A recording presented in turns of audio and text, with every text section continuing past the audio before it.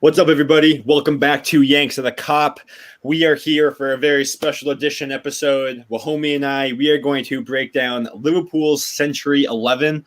Ultimately, what we're going to do, we're using a 4-3-3 formation going all the way back from year 2000 until now. We're going to name our starting 11, 5 bench players, and then who would be the manager for our club. As always, I'm your host, Steve, and Wahomie. Wahomie, how you doing, man? We got to have a little bit of fun with the poor form we're in right now. Yeah, I'm looking forward to this tonight because it's going to be like controversial in terms of who gets picked, and I think also the subs bench is going to be difficult.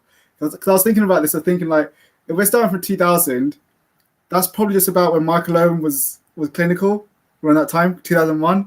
Robbie Fowler was probably to the end of his career, but he was still good then.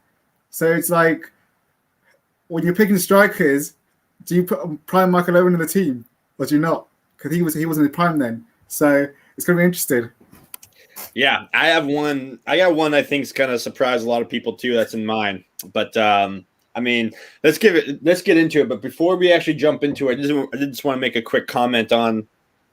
I woke up this morning, opened up football Twitter to see what's going on. I see a lot of people ragging on Bobby Firmino and Allison for Firmino for liking all of his Brazilian teammates' posts, regardless if they beat us or not.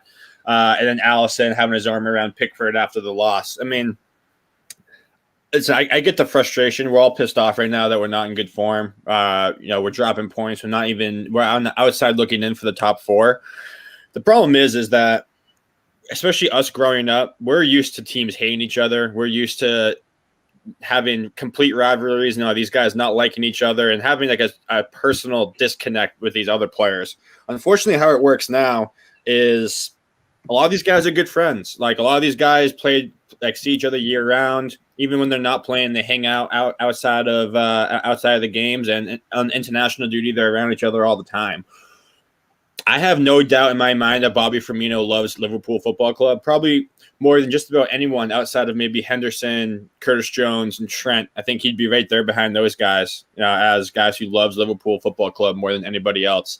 I think we gotta give him a little bit of break. It seems like Liverpool fans, since everything's been going south, it seems like a lot of us are front runners. When things are going well, we're going to be happy. We're going to be good. Then when things go bad, everyone just turns their back on the club, points fingers, what's going on. And I really would just love to see us stay together, support this team. And listen, times have changed. And I don't think them supporting their friends is a sign of them not caring about losing or not loving the club. I think it's just a sign of where we are in society with social media and people wanting to stay in touch. And that's all I see it. I don't see it as a major concern going forward. What were your thoughts on that this morning, homie?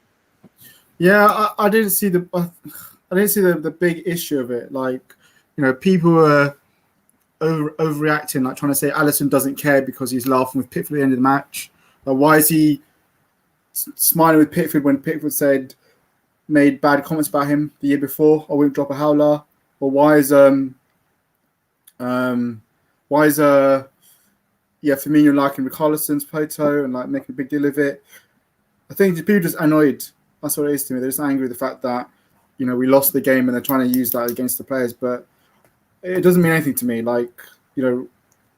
Regardless of whatever match, the Brazilian lads always like each other's stuff.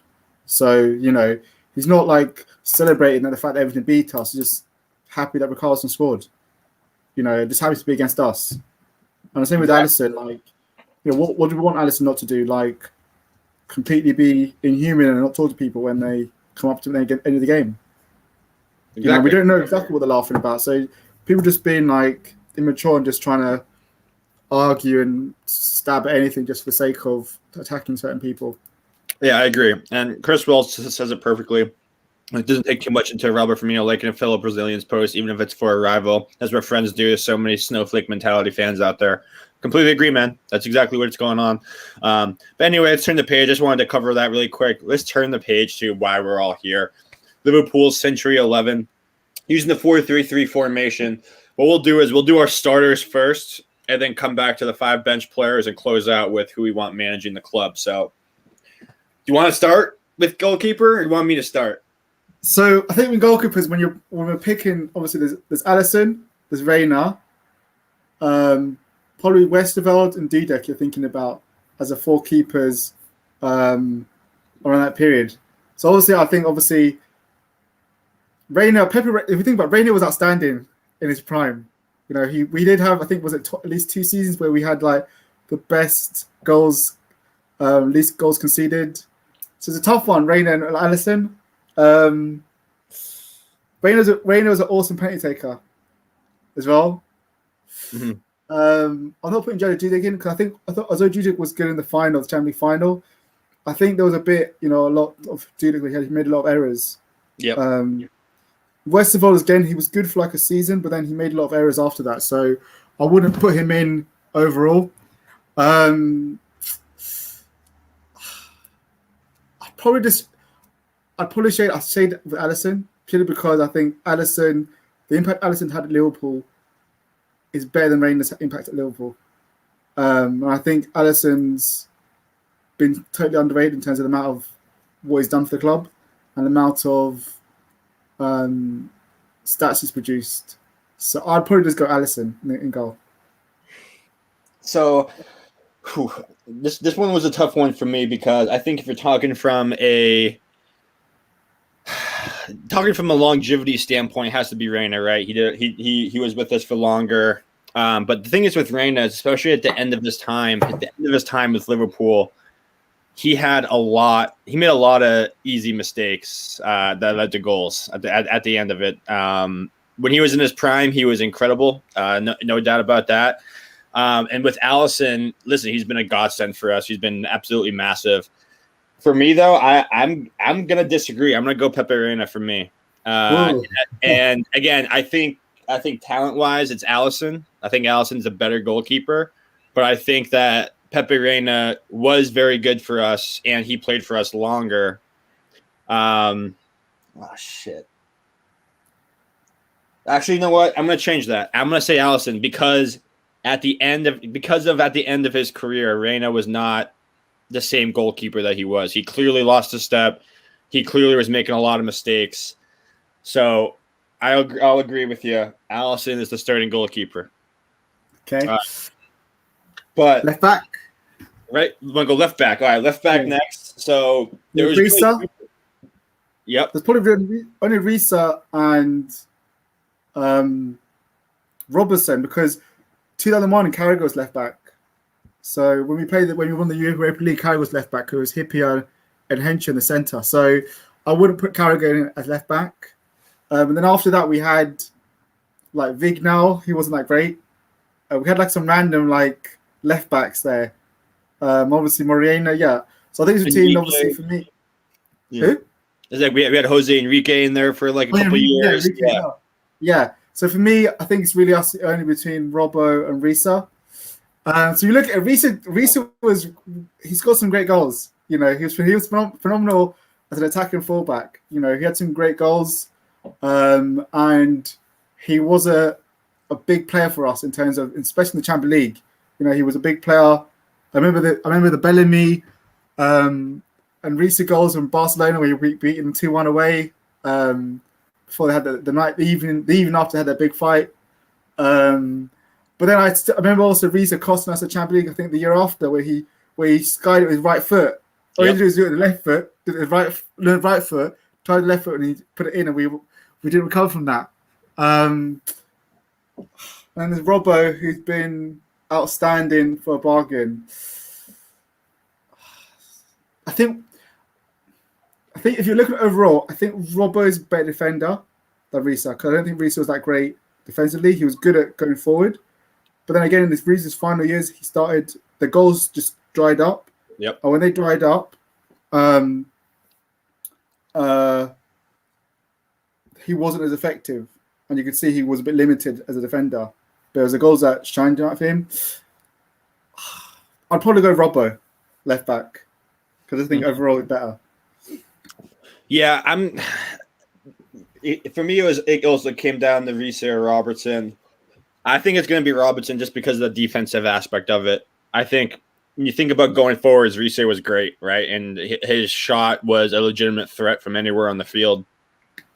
But Robertson, you just what you love about Robertson is that he's the complete fullback. He is so dangerous going forward, and yet he's probably one of, if not the best defensive left back in the league as well. And I just don't think that can go overlooked. And then obviously when you think about the price tag that was also associated with that, I think it's got to be Robertson. But Riese, who knows? Maybe Riese will make our bench. You never know. So Could you? Yeah. Going into the center backs, I think we both know that Virgil's going to be in there just because of how impactful he's been. For me, the biggest competition here was, do I go with Jamie Carragher or do I go with Sami Hyypiä?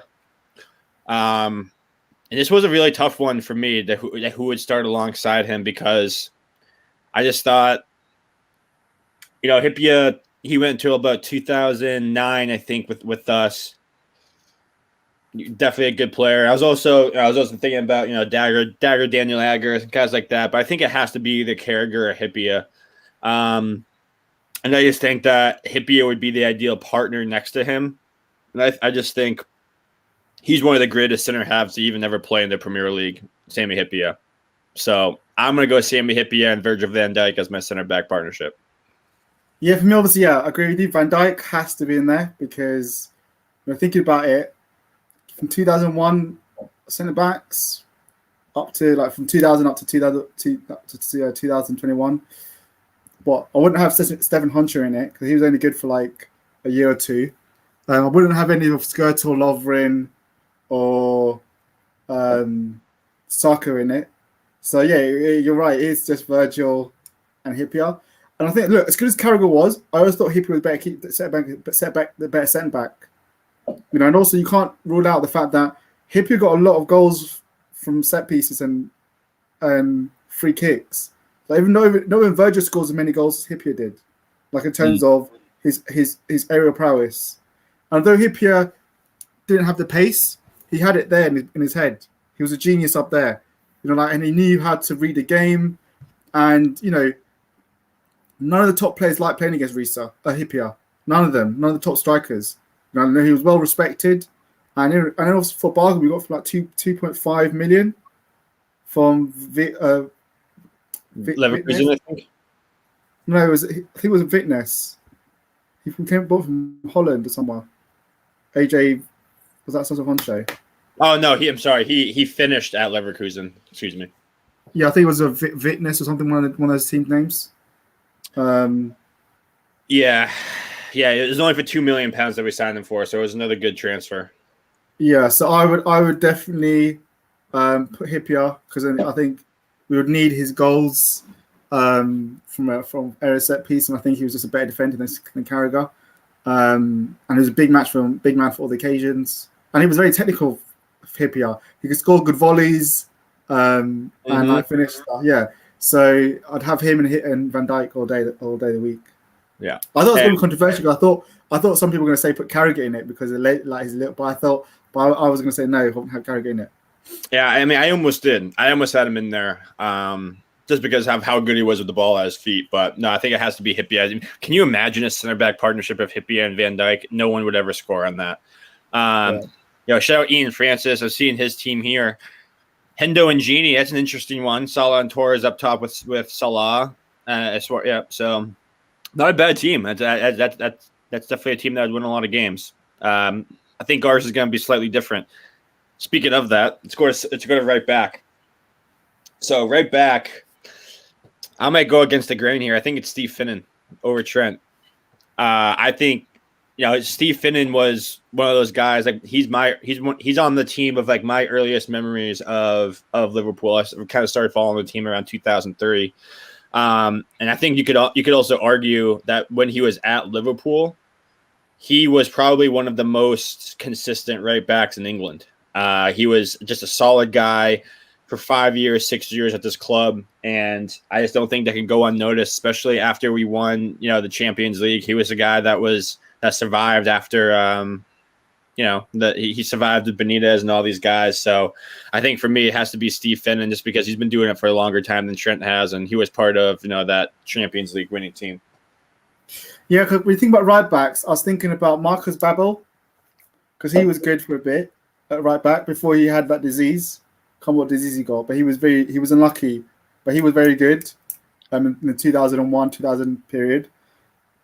Then I'm thinking about Glenn Johnson, but I thought Glenn Johnson was good going. Remember that goal he scored against Chelsea? He got some good goals, Johnson, but then Finnan and Trent. I'm trying to think of who else was anywhere else for the right back. Glenn Johnson.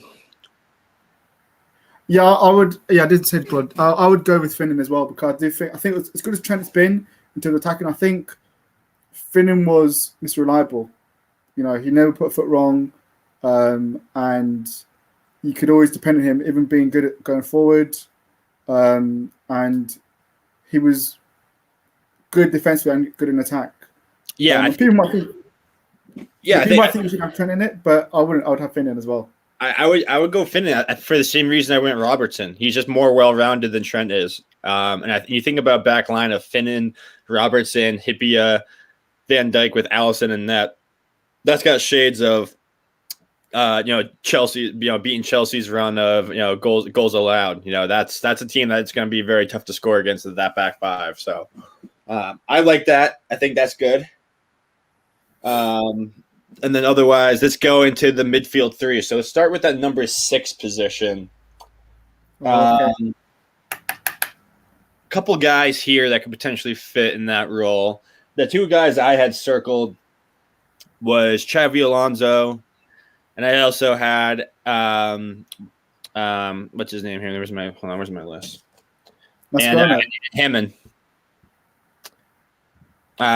So I think because of that, I still think it's going to be, I like Didi, but I think I'm going to go Xabi Alonso. I just think he just changed.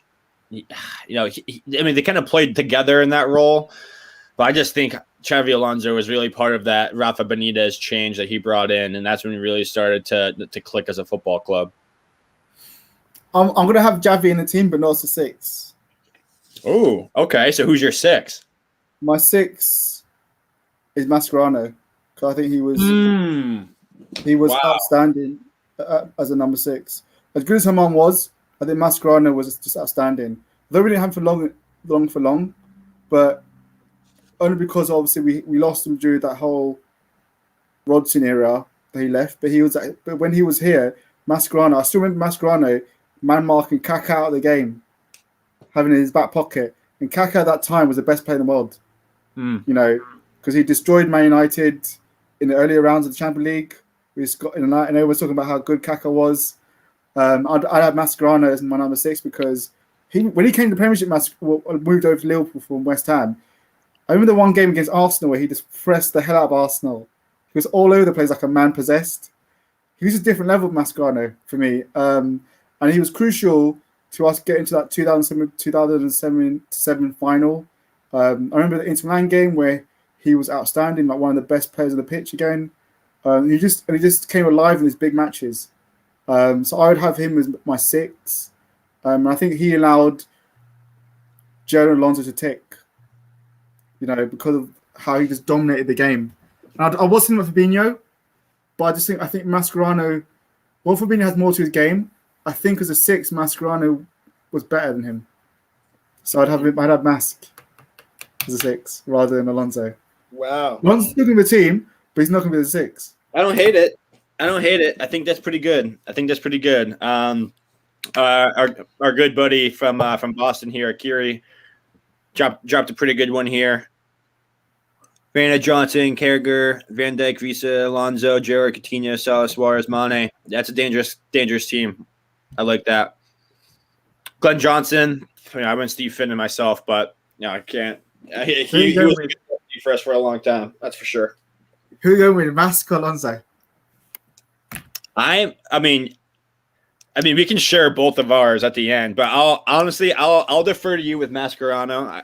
Because honestly, I was deciding between Alonso and Didi for the 6, but kind of forgot about Mascherano. He was huge for us, so I'll give you the benefit. But I'm going to post both of ours after and see get the fans' reaction to who had a better 11. But we'll go Mascherano just for our combined here. So moving into the 8, so I'm assuming then you have Alonso as your 8. Yeah. Okay. So I had Gerrard as my 8. And I actually had it between Gerrard. I also was thinking Alonso if I took him in as the 6, but just for shits, I'm going to throw Henderson in there as well, as just for a conversation piece. I think Henderson's done a good job, but no, it's got to be for me. I have Gerrard as my 8, so you can't really argue against Gerrard. But I had Gerrard. Well, I still had a 3-man midfield. I had Gerrard a bit further on behind so the you had strikers. Gerrard at 6. No. So the 10. Yeah, to 10 because I think like his goals, I want him further forward to link up with the front three. I just think that would be disgusting. You had Gerrard for the front three, the amount of goals, assists, and dominance, and he has a safety blanket of Mascherano and Alonso behind him, so he can just do his long bursts and runs, just dominate. And we're talking Gerrard in his prime, right? So yeah. So that would just be ridiculous. That's why I had Gerrard there, but okay. A bit so your midfield 3 is Mascherano, Alonso, and Gerrard. So what mine was Alonso, Gerrard, Coutinho. So I had Coutinho as Coutinho as the 10 there. So Coutinho. But honestly, I think I like your midfield 3 better. Simply because like you said, I think Mascherano's man marking ability would free up Alonso so much to be creative with his long balls, and it allows Gerrard to do what he does best, which is just float anywhere on the field that we need him. So I'll go with your midfield 3. It's interesting, obviously, because there's some shouts there, like obviously there's Henderson not being being outstanding for us now, and then him not being the team, and also Gini. Like people would say, well, should you have Gini in the team? But he's been outstanding as well. What's the midfielder that we've had? I said that's really it in terms of. I think of like game changers. That's really the only people that you can kind of talk about. So I would still go with Gerrard, Alonso, Mask. I think that was although as good as our midfield now, I think that was our best midfield ever. Gerrard, Alonso, Mascherano. Oh yeah, also Sissoko. Oh, Sissoko. Oh, what about this? So this guy was only before his eye injury. He was really good. But what about this guy too? He only played for 3 years, and we brought him in late in his career. But Gary McAllister from 2000 2002, he only played 3 years in the decade and in the century here. But damn, he I know he was old, but when I look at clips from that, like holy shit, like he changed things when he kind of came in here. Yeah, McAllister was good. I remember that free kick against Everton. Yep. Where he nudged the ball forward and shot. or the penalty against Barcelona where he just stood up to counter. Yeah, we didn't win the treble without him, man. Like we don't win the treble that year without him. Like that's man, it's tough. He was like a top signing then. Like even for his age, his football brain was like really, really good. It's difficult as well to not have him in the team. But I'd still go with Gerrard, Alonso, Mascherano. I just think that was our best midfield we've had in that decade for me. I don't think anything else as good. Even on my field now, they don't come close to that midfield. Each player was world class, without a doubt. And also they were. I would say they were up there as maybe not the best, because I think like Alonso at the time was still Xavi and Iniesta, but they were up there in the brackets of the top three for those in their positions. It was almost like what our front 3 was 2 years ago when Salah, Mane, and Firmino were all just in amazing form and like easily one of the best 3, if not the best front 3 in the world. That's what that midfield was with those 3. Yes. Yes. Thank you, Chris Welch. We appreciate that clarification for those in the chat. Yeah, I think I just remember that Sissoko game against Barcelona, where he just dominated them we beat Barcelona. I think it was 2-1, and then we lost 1-0. But he was the best player at Anfield, and he hit the crossbar from a long distance shot. Then after he had that eye injury, he wasn't the same after that. That just ruined him. Well, it's funny. It's funny that we're talking about him because I think it was like within the last year or two, he was doing an interview. He was like a guest analyst on on one of the shows, and they asked him like, "What do you think Liverpool fans like would say about you?" And like he said some sort of remark like, I bet most Liverpool fans like don't even really remember me. They'll talk about the other guys. And then they showed clips of this station interviewing Liverpool fans outside of Anfield, and every single one just gave like amazing remarks about Sissoko and how like, oh yeah, he'll never walk alone, like we love him, blah blah blah. He literally was in tears hearing this stuff, and like seeing that passion from him was so awesome. And he definitely played a big role in the team too. And he definitely, I'm very very happy that we brought him up on this because he definitely deserves to be mentioned at least in this. Yeah, 100%. Like he was. Before the eye injury, he was the closest. He was going to be on potential to be our Patrick Vieira because he was that good. His energy, his drive, like the fact that he dominated midfield. The teams couldn't handle him. That kind of non-stop pressing. So it was just disappointing. Yeah, after that eye injury, just wasn't the same. That's the worst. It's the worst when you see these players get injured and never be the same. Especially a guy like Momo. He was great for us, and I just love seeing these guys still have the passion for our club years later. So he'll always have my respect, that's for sure. So it's settled. Mascherano, Alonso, Gerrard for our group. Our group one. So let's go to left wing next. So who do you have as your starting left winger? Left wing. I think left wing. Left wing, it's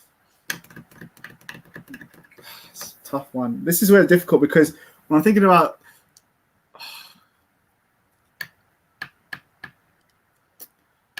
players, and it's like there's so many good strikers because like over that period, like he was just.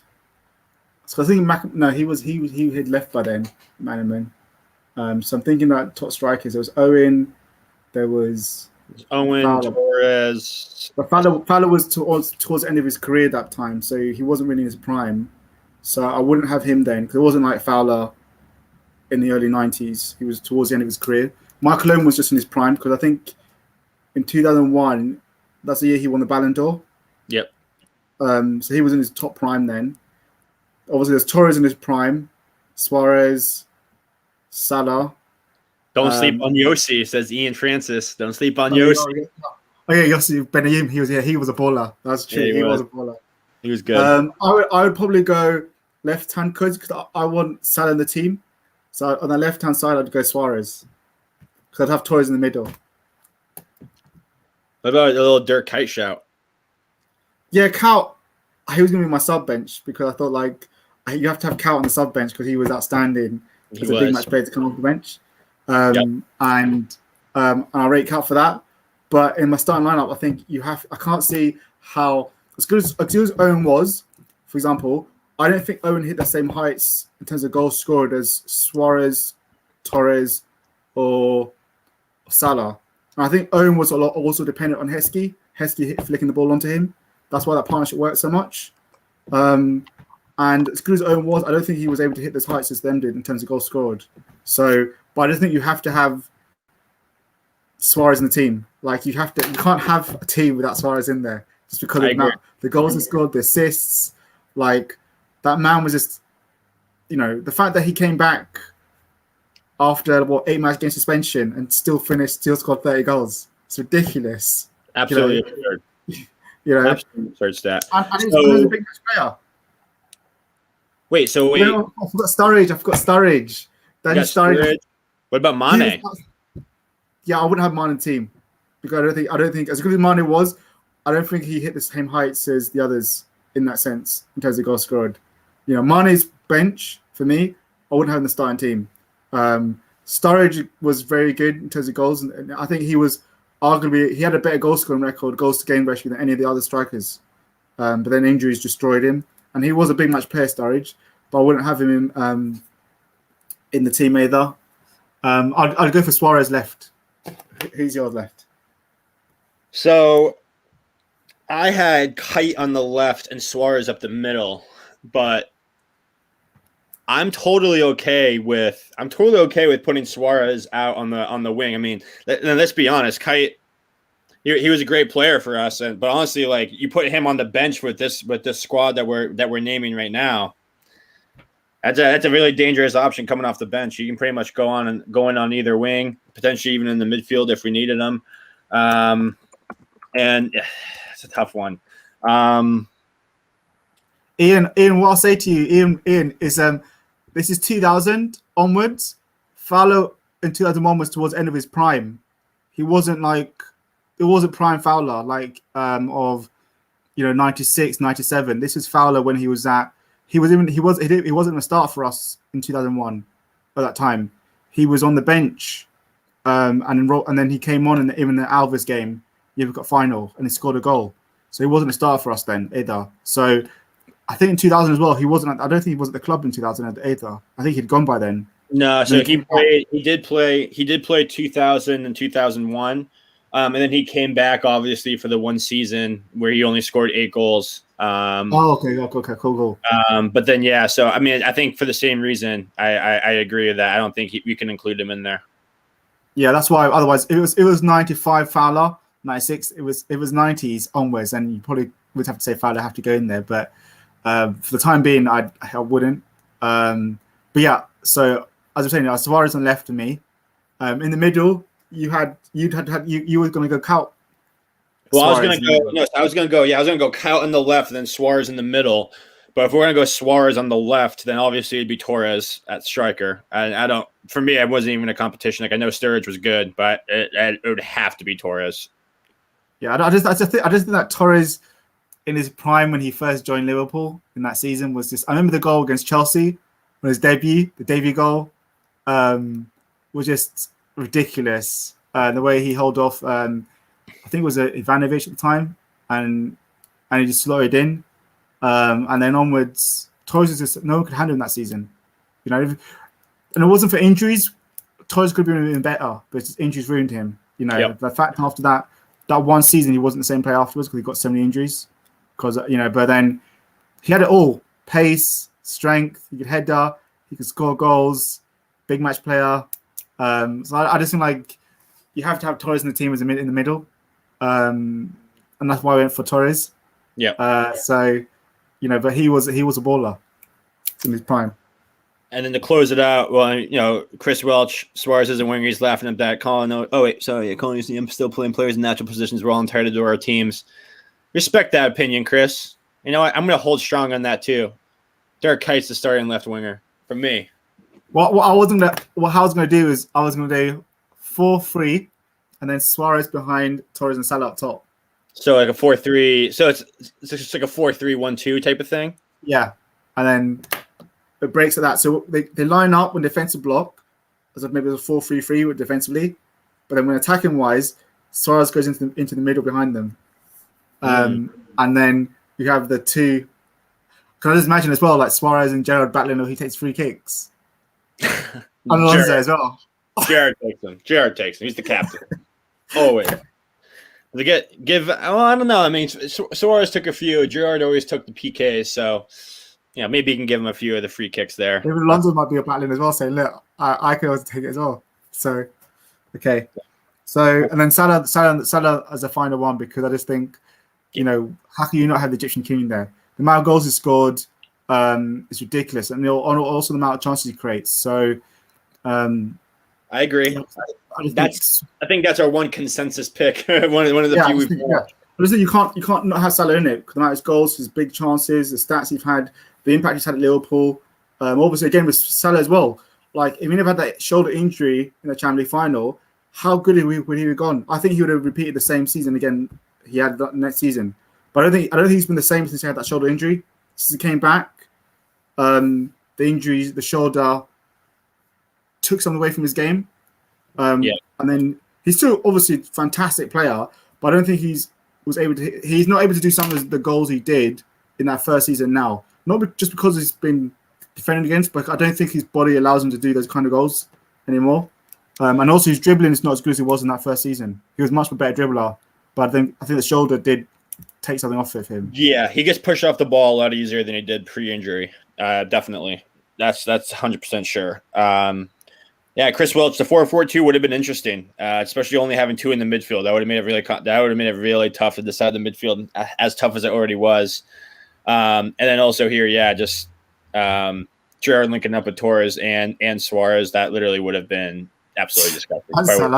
They probably would have scored 1,000 goals. Yeah, and Salah in front of them too.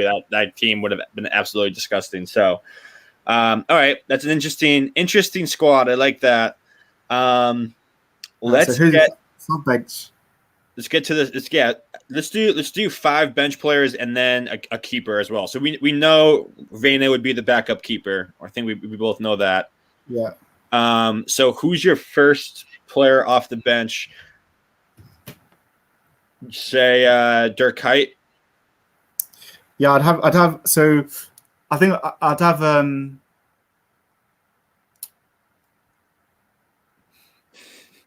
backup defender. Hold on, Charles made it. Charles, we appreciate you, dude. None of our players we mentioned will get in Tottenham's team or squad. Tough to argue that. I mean, look at how good Tottenham is right now. Especially with their current form as well. It'd be tough for anybody to break into that squad. That's for damn sure.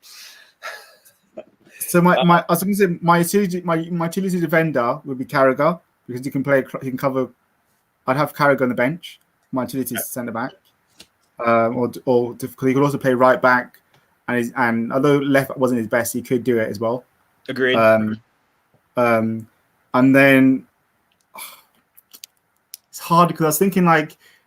You talk about Cal, but Henry Heskey was outstanding as a backup player, in terms of how good he was. And Heskey in his day was ridiculous. He was like a battering ram, underrated Heskey. And then I'd have Cal on the bench, but then we'd have Owen on the bench. He's not in the starting lineup. Prime Owen. A prime Owen, would you not have him on the bench? He's like as a different option. Yeah, I think he won the Ballon d'Or that time. Or prime Sturridge. I think it would be Owen.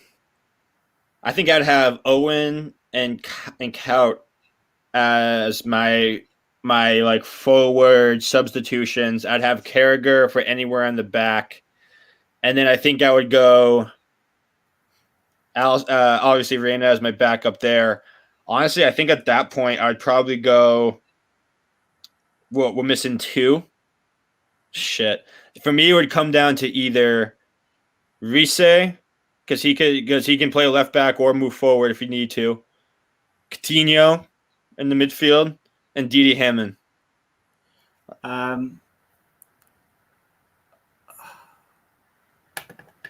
Just thinking, is anyone else that you're missing? Defense. No. And you can say Trent. We didn't talk about Trent. I also want to bring up. I want to mention Daniel Agger because he was my favorite player. So Daniel Agger, I'm just going to put him in there. Obviously, Carragher. I think you could put in Trent, but I think you need more because Carragher can play as right back. So I would say maybe you bring in Riise. I'll put Riise on the bench. I'll put Riise on the bench. Yeah, because he can play. He could play the 6 if you absolutely need him to, or he can play the left back. Yeah, Prime Riise was ridiculous. So we're talking about Prime Riise, so I'd have him on the bench because, as well, his free kicks, if you wanted to come on left back, were ridiculous. Exactly. And then 1, 2, 3, and then my other one. So for me, it'd be Haman. Coutinho, you're right. Henderson. That's probably someone on the bench you think about. And am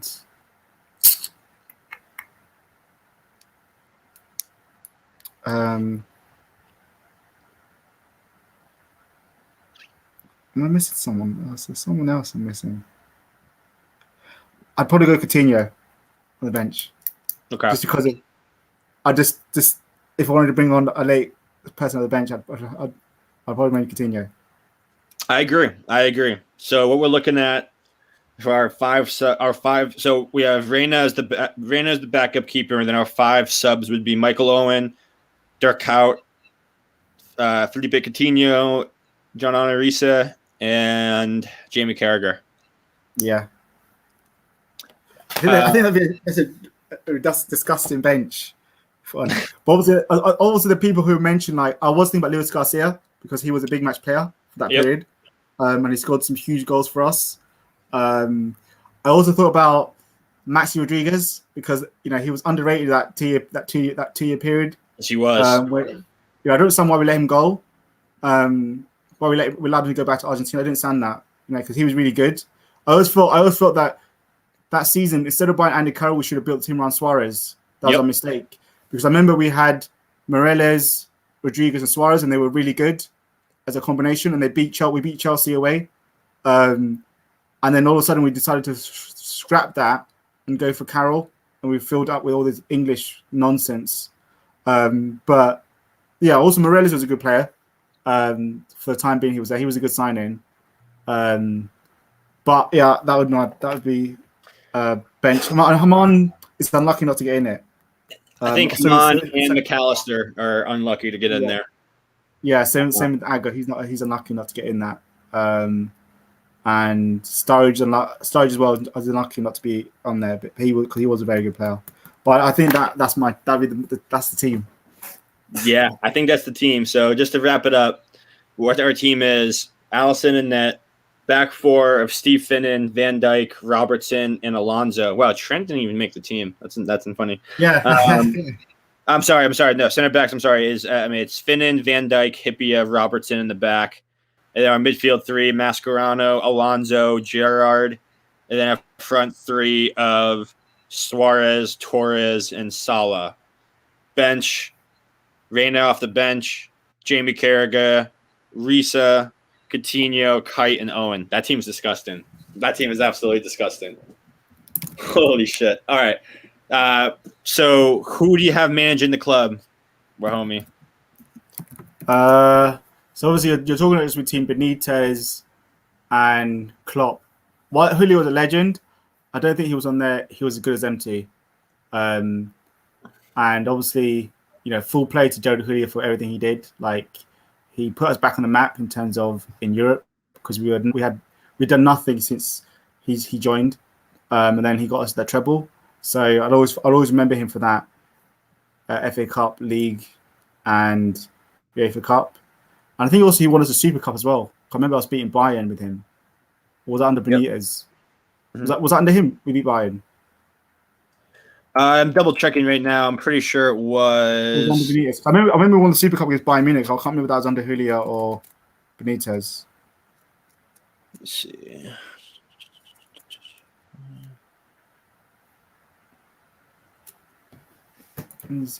I'm not sure actually. No, I think it was under. I don't think it was under him. Liverpool. But he did like. It's hard because I think he and